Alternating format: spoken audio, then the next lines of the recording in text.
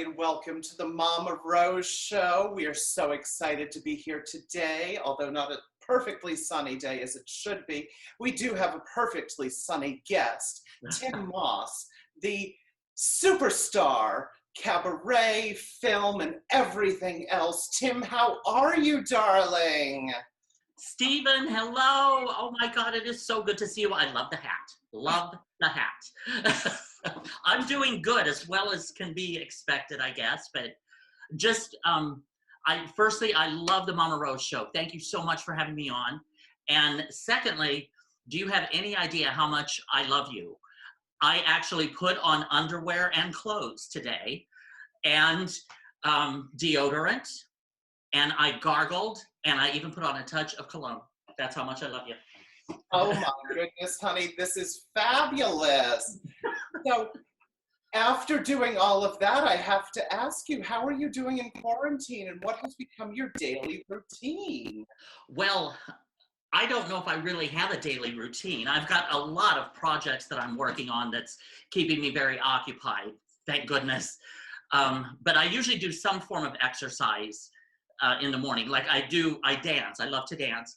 So I will just put on disco for like 15, 20 minutes and dance just to get the heart rate up. Those are on the days that I do not go out. If I do go out, there's a park across here and they've got a nice walking path that goes all the way around the park. And it's not that many people there. So I go out and do like about 8 or 9 laps there. That's my exercise. Then I come back, usually cook breakfast and get to work. Phone calls, conferences, video conferences, that type of thing. And yeah, I've got a lot of projects that I'm working on, so I'm very excited about. I know who the Tim Moss is, but for our viewers, who is the Tim Moss? Who is the Tim Moss? That's a good question. That's a loaded question. I'm a singer, I'm an actor, I'm a producer, I perform in theater and film and television and cabaret and music. I've got a couple videos out and a couple original songs, and oh goodness, I love to entertain.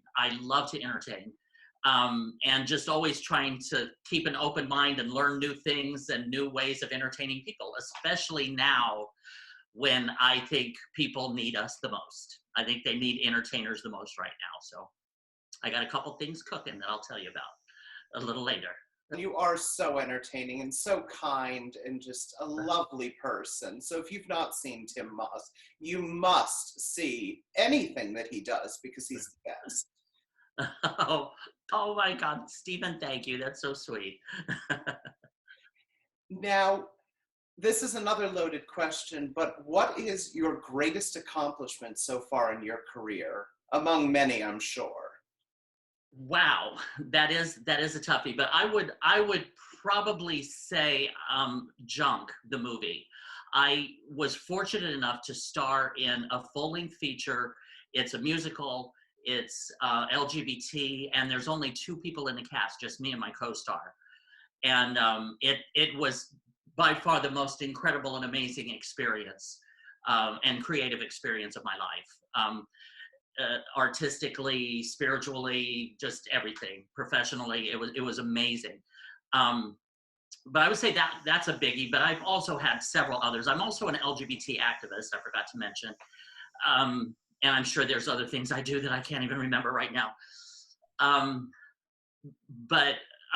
Yeah, I've done a lot. I'm very proud of all the work that I've done with the LGBT community, and I'm always trying to be a presence and help push forward for our rights and etc. So yeah, I'm very proud of that as well. So, but also a lot of shows I've done and my cabaret show and all kinds of things I'm very proud of as well. What are your future plans ahead of you? Firstly, we don't know what we're going to be facing when we get out of here. When this, I honestly feel it's going to be a slow process back to any type of normal. I'm fear for the entertainment industry because theater, entertainment in general is a luxury item. And I think people they're really suffering financially and economically right now. And my fear is that once people start back and get back to work and start getting money in, their money is gonna go to pay the past few months' bills. And I think it's entertainment and theater and all of that is gonna take a little bit longer to revive. That's just me and my logical mentality. I hope I'm wrong. But so some of the things that I have a television. Well, I was asked to play a very incredible role in a show called Red Sky, which is a play, a musical, and which I've been doing like Skype rehearsals and meeting with the director and having meetings and with the producers and stuff like that. But what we're going to do is we are going to film it for television broadcast. So we've got the theatrical aspect of it coupled with the television production side as well. So, and I just finished shooting Theality TV right before this happened. Theality is basically a reality show about the making of Theality. And we put on a full musical in 2 weeks. And for one night only, and we filmed the whole process. So that's some of the conference calls I'm making now. We're shopping that show around and trying to get it out to television networks. So that's one of the things that keeps me busy during the day. But as soon as we are cleared to get back in public and assemble and gather, we're going to start rehearsals on Red Sky and get to work on producing it and getting it ready for television broadcast. So that's one of the first things I've got going. So I'm all excited. That's fabulous. Oh, I cannot wait to see this. Everybody needs to pick it up and everybody must see it, because if you have anything to do with it, it's liquid gold. Outside of what we're currently going through, because this is probably one of the biggest challenges that any of us have faced, what is the biggest challenge that you have faced in your career so far? I have faced many, many challenges in my day. Being a middle-aged gay man in entertainment has been quite challenging, and to be taken seriously. I want to start a couple of revolutions. One is I want to make America aware that people in their 50s and 60s and 70s have lived life, and we have stories to tell, and we are very entertaining. So I want to bring that paradigm to the American public, that the older generation knows what we're doing. And we've got stories to tell, life experiences and stories to tell. The other revolution is I want to bring real art back to America. I'm tired of just the same, everything is on repeat.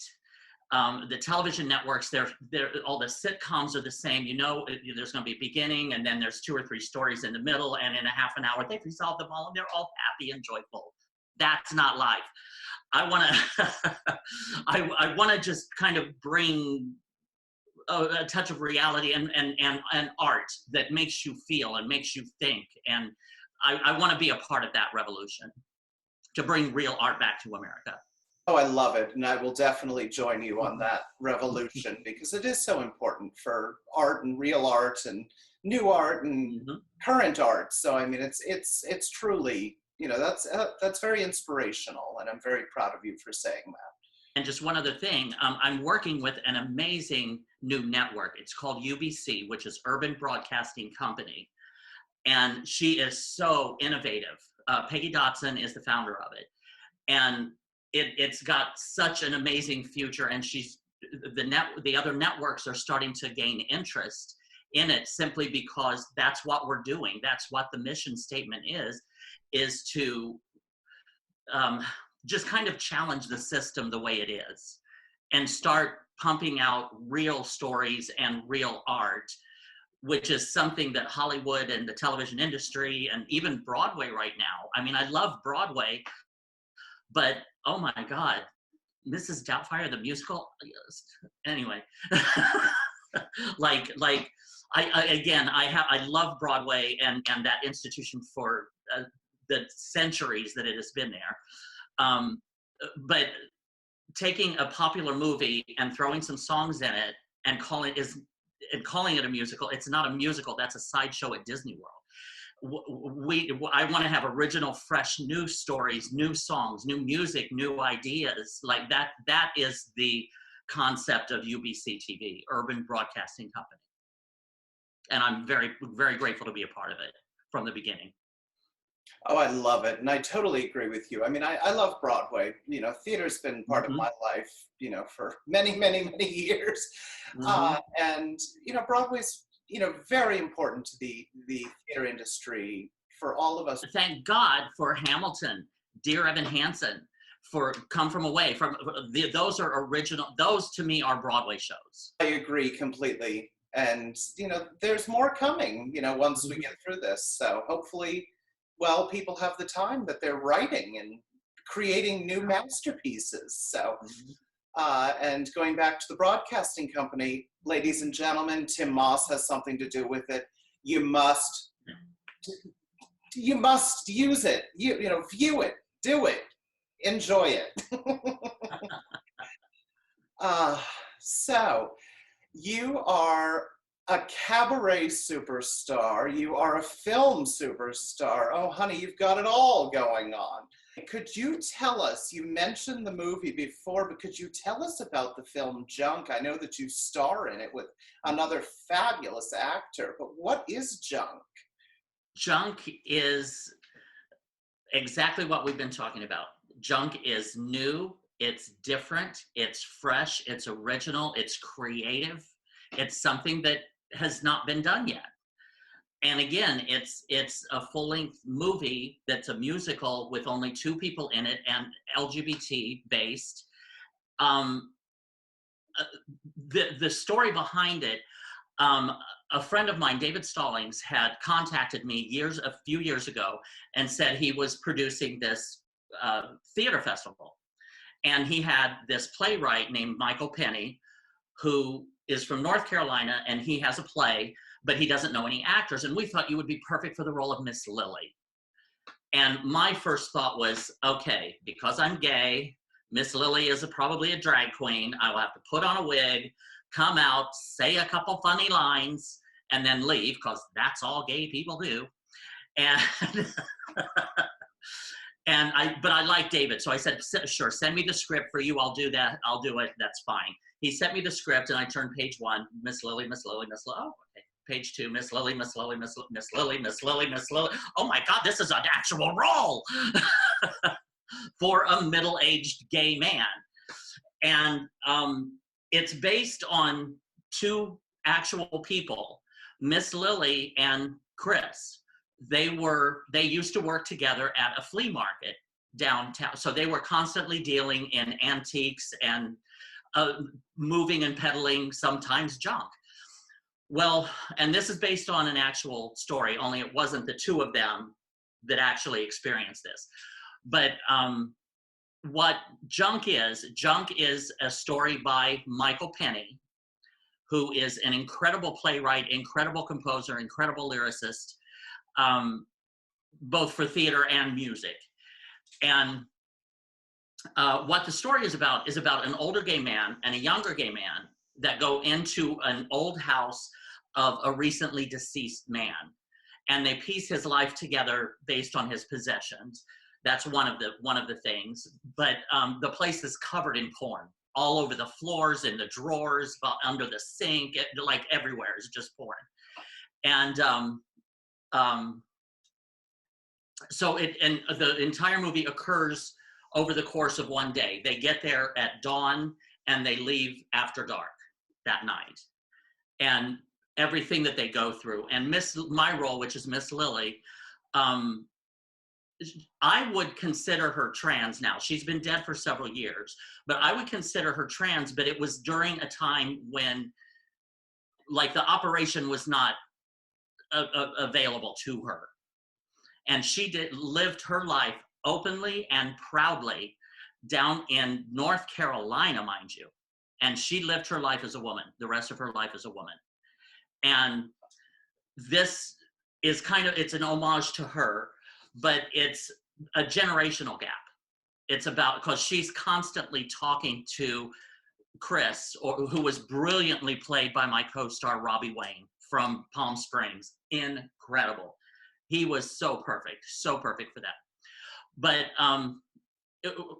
Miss Lily is constantly telling Chris, do you know what the problem with your generation is? You know, when I was younger, that whole thing. But there's so much truth to it. And like tattoos, for example, she brings up tattoos. When we were young, correct me if I'm wrong, but like when we were little, if someone had a tattoo, if a man had a tattoo on his arm, he was tough. He was a rebel. That was a sign of rebellion, probably in a motorcycle gang. Don't mess with that guy, you know? And now a tattoo represents conformity. It's almost like you have to have a tattoo now to fit in with everybody. And just how that symbol has changed from her generation to his generation. And we cover a lot of things like that, a lot of things in the film. And we do have kind of some exciting news, because Junk is teaming up with UBC TV. And in a couple weeks, we haven't set the date yet or not, but if you want to follow me like on Facebook and Instagram and all of that, it's Tim Moss, TYMMOSS on all social media. But we're going to be announcing that we're going to have a one night only viewing for America, a movie night for America, where everybody can tune in. It'll be on UBC. Everybody can tune in at the same time. The cast and the crew will be like this, like on Zoom and we're going to show the movie and then have a question and answer afterward with the cast and crew. We're very, very proud of Junk, and I really hope everybody can check it out when we have our movie night. So just keep an eye out for that. I'll be advertising it. With that news that it's going to be airing, oh my gosh, we've got to cut away for a clip from this. I have a clip to share with everybody. It's the preview. So here we go. Please enjoy. And then, of course, make sure to tune in. I'll be there. Will you be there? Why do you think I lavished so much attention on you? To mold you into my ideal. Little good it's done me. A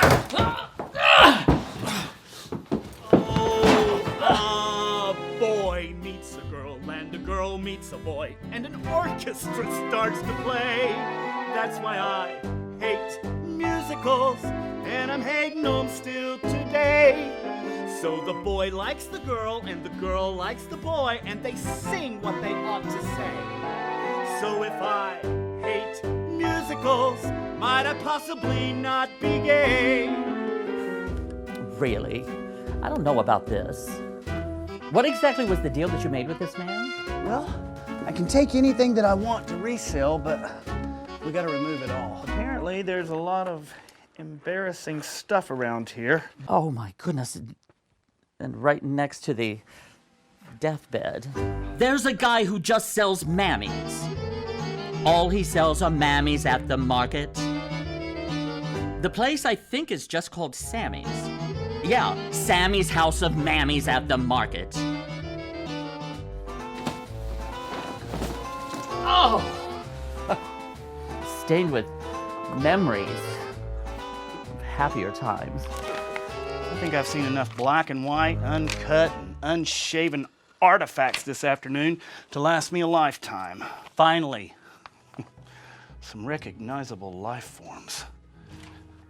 Since when was plastic a life form? Like a slip and slide, a toboggan ride on the ice is. Skin like peach meringue, men like pink champagne.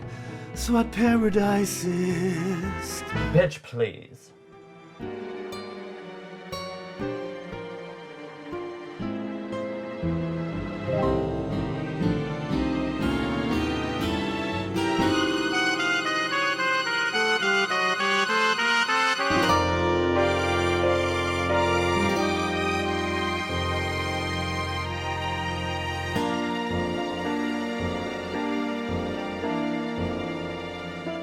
we are again. Oh my gosh, what a fabulous preview that was. I cannot wait till this airs. We all have to watch this.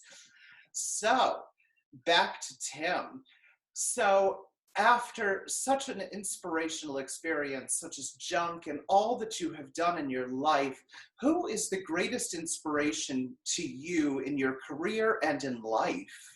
I am so grateful for all of my friends. I have got some amazing, creative, and loyal friends right now, which I didn't always have. But everyone contributes something to my life to make it better.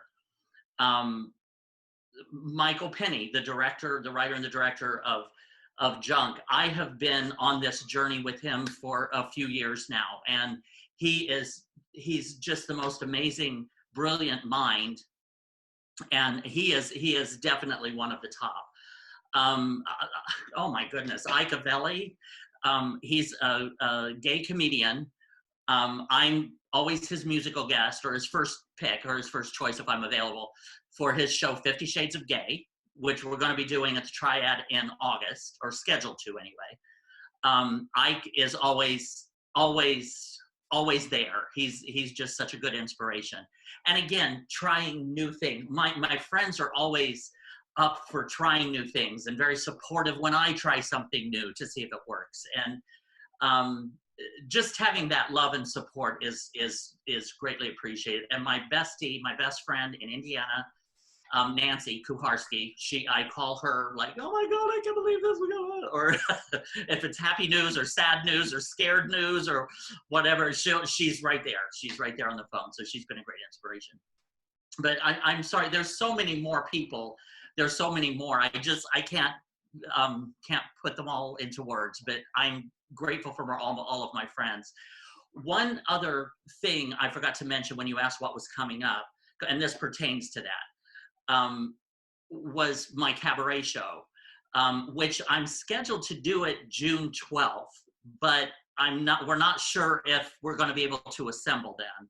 So what I might do if we cannot, the ideal situation would be if I can pack the place and everybody comes. It'll be in the Bronx. But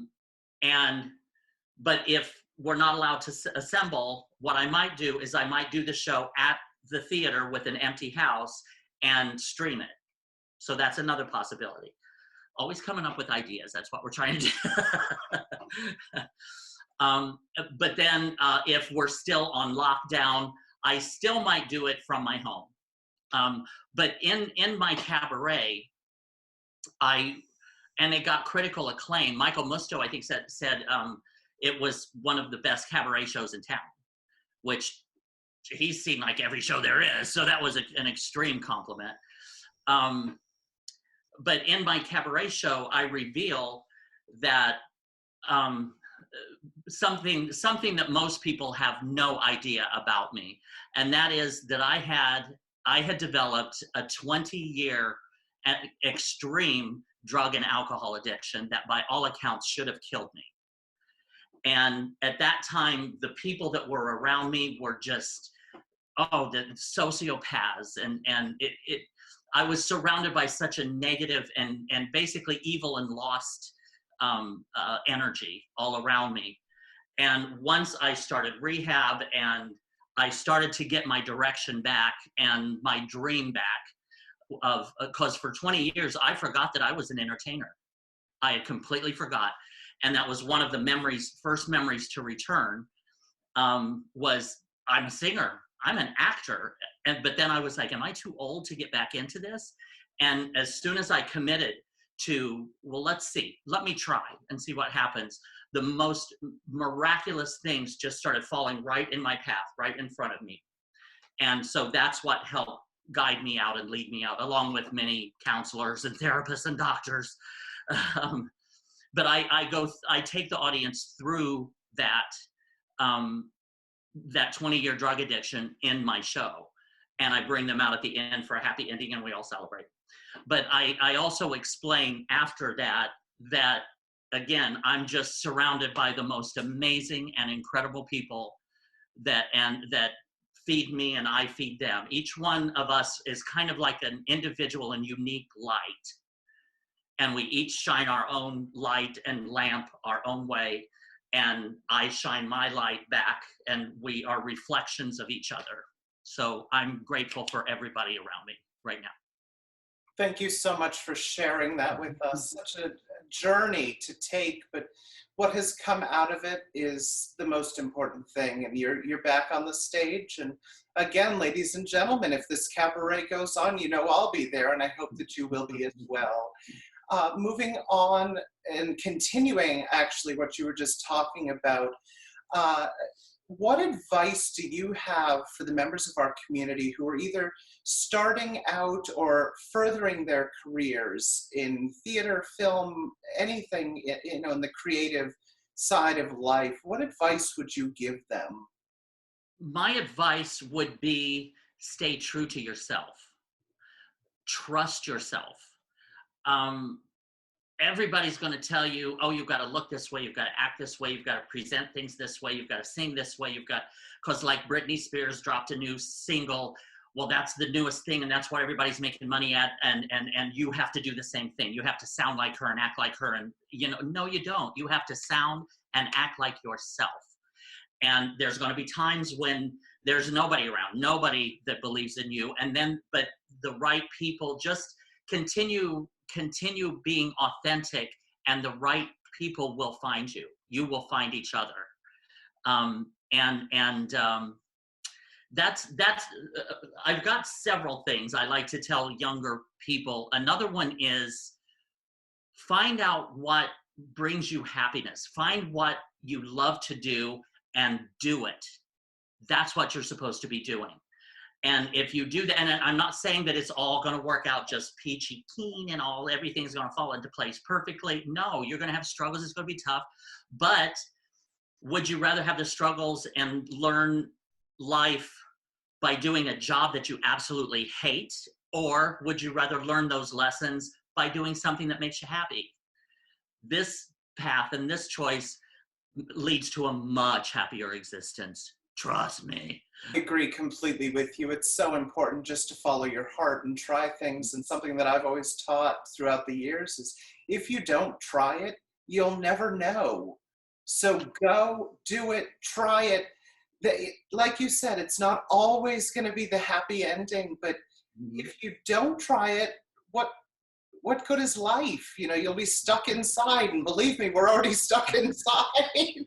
Again, this whole time being locked inside, in my opinion, has also hopefully helped a lot of people re-examine their lives, because our society is so money driven, and our society is so, I've got to go to work whether I like the job or not. Work, money, so I can buy things and get a house and kids and all of that. At this time right now, if you're locked in your home with your kids, enjoy your kids. Take the time, get to know them, play games with them. I mean, this I think hopefully will change people's perspective of what is important in this life. If you've always wanted to write and you've never had the time, you do now. Start writing, pick up the pen and paper. That's my suggestion during all of this. And again, that's what I've been doing. And in a weird way, I've been having a good time. But I usually have a good time no matter where I'm at anyway, so. That is so true. And you always do have a good time. And you're always so energetic and a joy to be with. And one day I look forward to sharing the stage with you, because my God, New York would never be the same. I don't think any stage would be the same once we've taken it. So one day we will be back on the stage and together. Oh my God, I would love that so much. You have no idea. That would be wonderful. I'd so look forward to that. So before we have to say goodbye, and I don't want this to come to an end because this has just been such a joy. But I thank you so much for being here on the Mama Rose Show with us and telling us your inspirational story and all that you're up to. And there's just so much in the future. And ladies and gentlemen, please follow Tim Moss and Mama Rose and all of us, because it is so important to support and care and love. And who knows what the future might bring, but we're here and we're happy. And we are a testament to that. So thank you so much, Tim. Oh my goodness, Stephen, thank you. I just love and adore you, and thank you for being you and for all you do. And for this show, I love the Mama Rose show. This is fabulous. So just sending you all my love, and I'm sending you a big virtual hug. Oh, I love hugging. I miss hugging. Thank you, thank you, thank you so very much. I had a wonderful time here. I always do when I get to see you. Hopefully soon it'll be in person, and who knows what else we're going to be up to. So, ladies and gentlemen, keep your eyes peeled. So for all of us here at the Mama Rose Show, we thank you so much, Tim, and look forward to seeing you soon. And we will definitely be following you for updates and junk go, that one night film premiere, and we'll be there, so I hope everybody else will be. So we thank you so much, and we will see you soon. Have a fabulous day. I wanna be free again. Free to be me again. I wanna change my whole life around. Nothing can hold me down. Just free to be me again. Free to be me again. I wanna change my whole life around. Nothing can hold me down. Just free to be.